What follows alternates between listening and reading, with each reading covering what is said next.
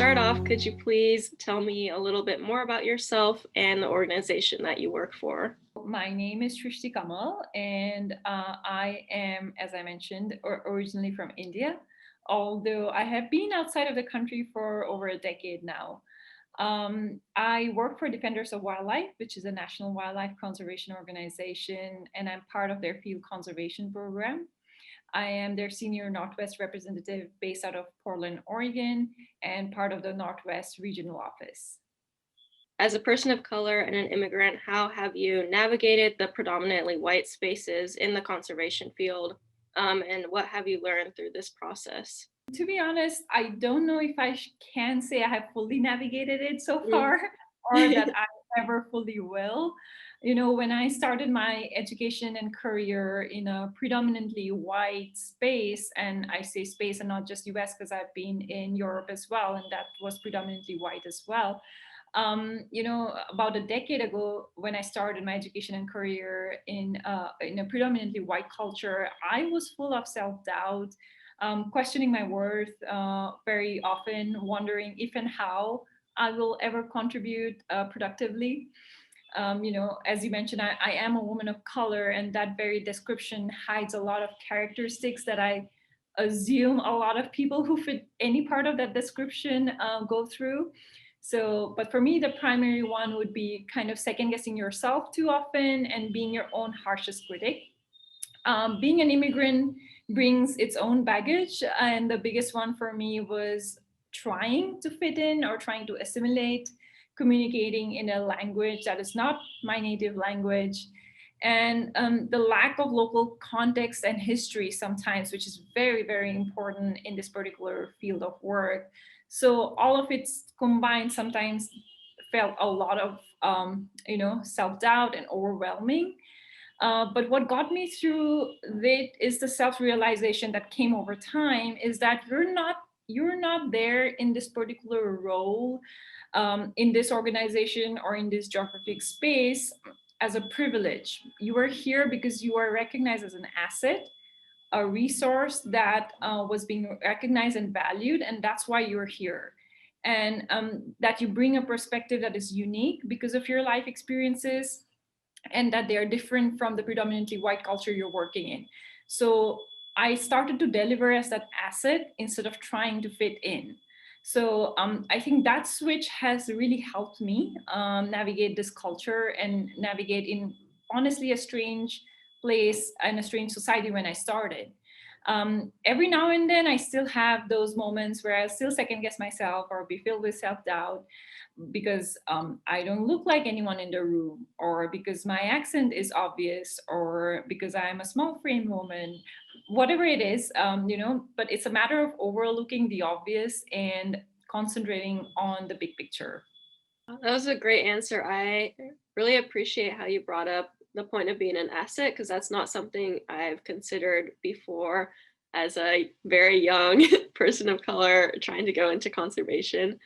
So I think that's a really good framework. And then, what barriers have you encountered regarding working in the conservation field, and how have you moved past these? Sure, this is a really interesting one for me because I have different contexts to respond to that question. So when I started in the conservation field, I started here in India, not in my home state, but still in my home country. And as a woman from a largely patriarchal society, going into field-based wildlife conservation had its own challenges. I remember early on in my education and my career, there were several occasions where I was told, you're a woman, you shouldn't be doing that job. Being out in the field for days, remote places, it's unsafe. Or what would people think of you? But I persisted, maybe out of sheer stubbornness, if you will, because I love wildlife more than I care about people's opinions, I guess. Um, but there are two ways to look at messaging like that. You can feel dejected and focus on the hurt, or you can focus on why you chose this particular line of work and just concentrate on that. And I kind of chose the latter. But moving to the US and the context here and working in this particular space in the US, it might sound a bit cliche, but as an individual, my personal experience and struggle would or initially had been to be heard or seen. And I think it's a result of a cultural barrier too. You know, as you noted, the conservation community is predominantly white. Mhm. And in the field of conservation, and especially in policy and advocacy, where I work pretty actively now, a lot of the work depends on saying the right thing to the right person or persons at the right time. Now, a dominant white culture tells you to speak your mind. Always speak your mind, even when you don't know what your thought exactly is. My culture tells me to stop, take a pause, think your thought through, and then speak. So it becomes a battle to carve out space to voice your thoughts in a room where the loudest voice is often heard the most. So, you know, I had to overcome that particular barrier. The ability to listen, observe, and inform your thoughts seems to be underrated here. So, over the years, I have learned to claim my space, if you will, not in an aggressive manner, but also not to hesitate to speak my thoughts. Acknowledge what I don't know, but also speak of what I do know. Acknowledge when I'm uncertain, because I can guarantee you that at least half the people in the room are on the same boat. They're just better at pretending than you are, maybe. So that's kind of been the broad picture barrier for me. Another barrier, and this might be specific to the Pacific Northwest because I don't have experience outside of that region, is the struggle to get your foot through the door in the conservation community. It is a very tight knit, closed community, sometimes even incestuous in that everyone hires somebody they know. So it's like one organization hiring another. And being largely white, they connect with similar groups or post jobs or internships that don't necessarily reach non-white communities. So I went through that challenge personally, and now that I am in, I try actively to make sure that my organization's outreach, whether it's jobs or whether it's internships or whether it's our program work itself, makes it to diverse communities. That's kind of been my key takeaway from my own experience, and therefore trying to make it a little bit easier for the next person. And the third barrier, and perhaps the most obvious one, is that fieldwork here brings, as in the Pacific Northwest, brings its own challenge. As I mentioned, I was a field-based conservation person, and working on the ground is something I'm very passionate about. But in the Pacific Northwest region, it's very white, including rural communities. So it's not easy for a person of color with a funny accent to work in local communities.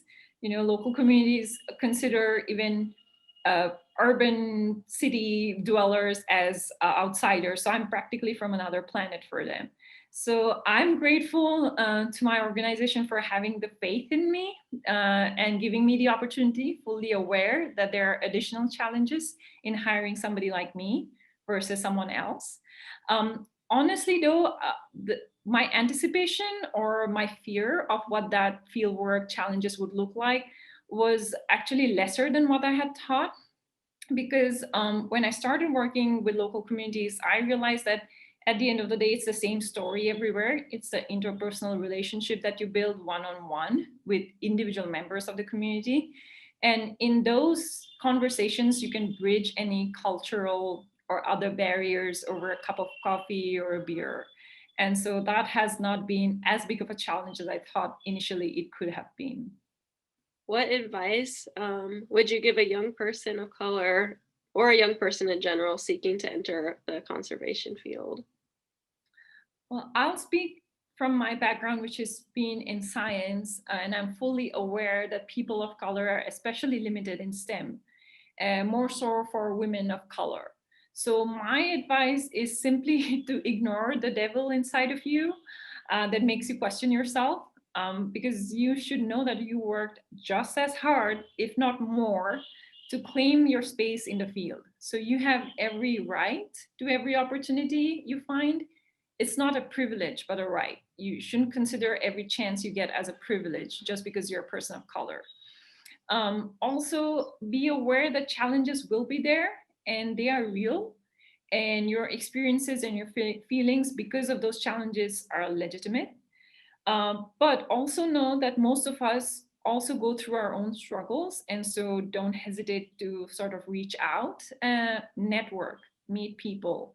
Like I said, it's a small but tight knit community.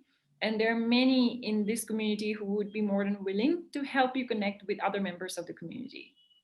Climate change is obviously a very intersectional issue. It's not only an environmental issue, but also a justice and equity issue.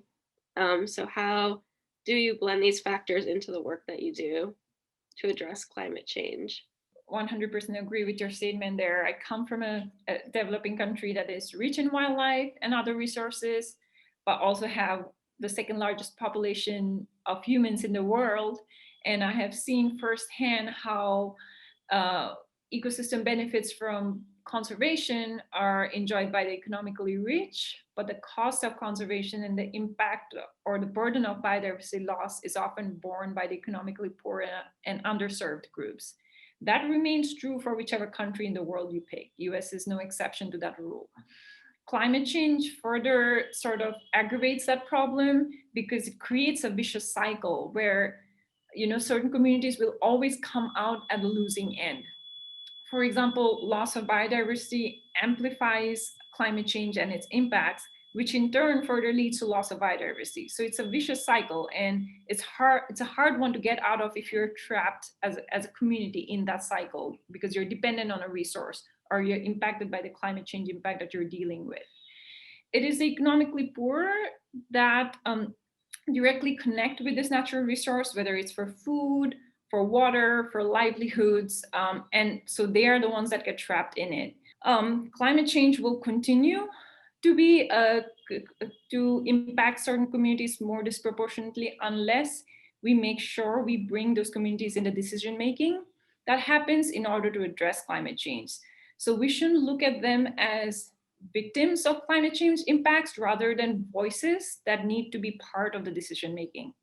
We talked about this a little bit before, but maybe you could just highlight some more unique perspectives that you bring to the conservation field as a woman and a person of color.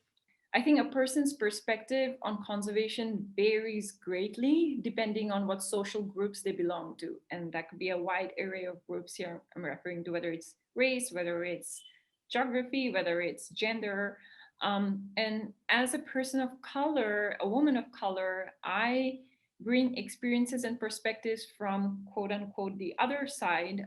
That is the side that doesn't really get an opportunity to be part of the conservation movement or decision making, but disproportionately bears the impact of environmental loss and climate change. So, as a person of color, I also feel I'm not influenced by some of the rhetoric and belief systems in dominant white culture. For example, worshiping the written word. There is value in written word. I recognize that, of course, but it is short-sighted to assume that only that which is written somewhere is true. I think the recent past has shown us that you can have a lot of proof for something that's written, but that is not necessarily true. Um, I also had to break quite a few molds to get here, to make significant sacrifices and encounter struggles that at several occasions. Being told this field isn't for a woman, or maybe this is too much for you, you know, brings its own life learnings.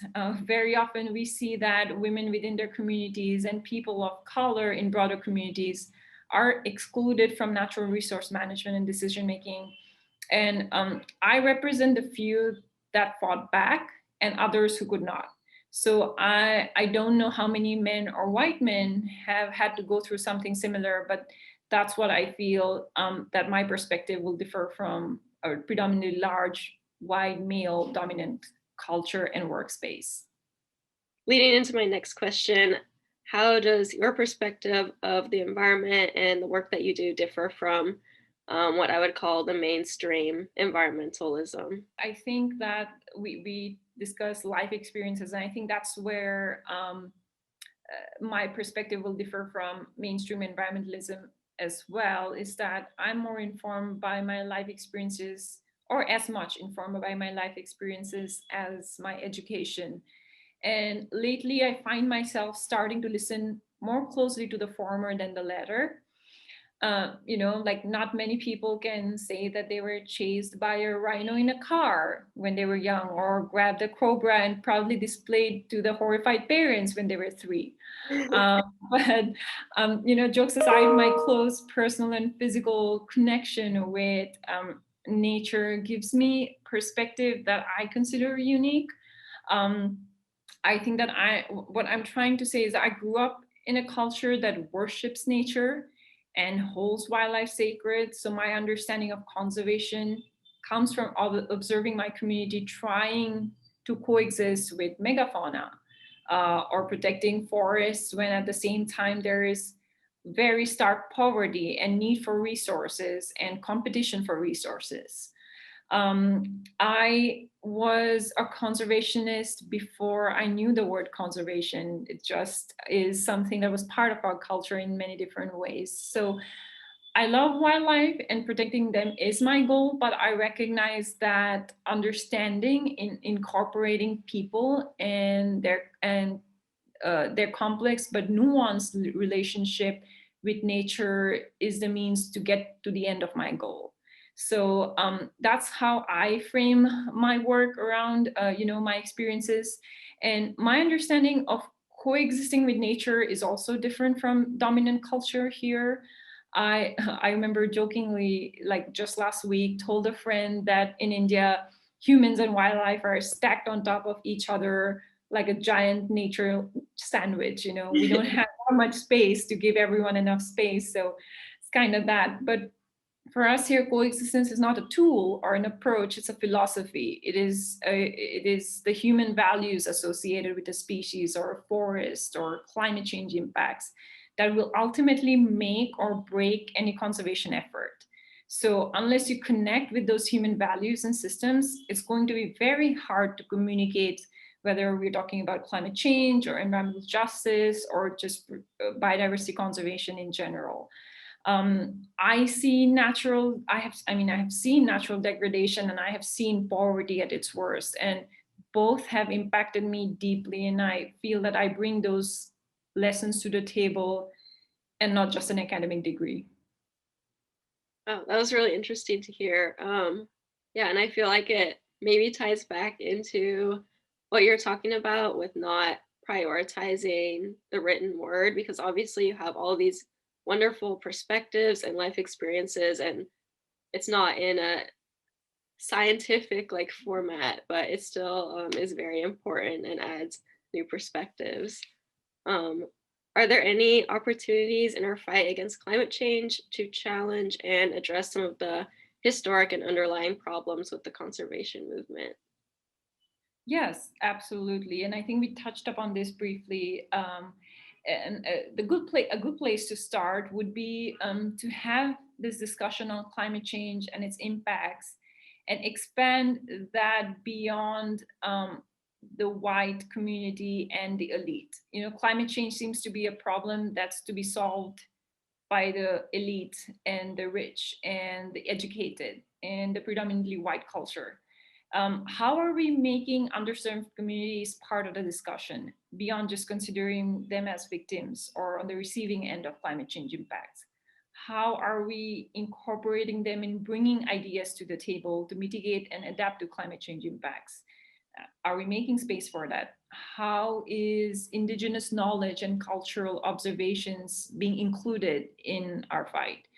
I strongly feel that inclusivity is the key. Inclusivity will lead to equity. So that's the place I see this conversation start. What is your hope for the future of the conservation field? I know you mentioned briefly the inclusivity portion, but if there's anything else you'd like to add. This is a tough one because it's so broad that it could be everything, or it could be nothing. But yeah, I think from an ecological perspective, my hope is that the conservation field will be more inclusive, especially in decision making of groups that bear the impact of biodiversity loss and climate change. Solutions cannot be bills only to be burdened on certain groups. From like a more of a social perspective, I would say my hope is that I am not a representation, but the norm. That you don't have to hold interviews like this in the future. Yeah. That this then we become the norm, and that we don't have to write articles to highlight why certain communities need to be highlighted. So that is kind of what my hope is for the conservation field in the future. Is there anything else that you want to add? Or are there any other questions that you think I should be asking as I continue this interview project with other people? No, I think those seem like very comprehensive questions there. I think what is important to remember is that regardless of whether you are in the conservation field or not, um, you might just care about nature, or you might care about climate change, or you might care about a species. Whatever it is so important to remain engaged in the conversation, whether we're talking in your local community, whether we're talking about your state, whether we're talking about your country. It is extremely important to remain engaged. It's extremely important to be aware of what's going on. Changes happen at a level where it goes unnoticed till we see the impact. It's very important to remain aware. It could be in terms of policies, or it could be in terms of actions that some individual is taking or a whole community is taking. And the last thing that I always repeat to every volunteer I meet or every other person I interact with is that never underestimate the power of your voice. I think my work with defenders in Oregon has highlighted how important every individual's voice is and how important it is to be heard. So I strongly, strongly emphasize on people, whether you're involved in this field or not, if you have an opinion, if you feel something very passionately about whether it's climate change or whether it's biodiversity, you should definitely make sure that the right people are hearing it. Do your outreach, ask for help from groups, whatever it takes, but your voice is important.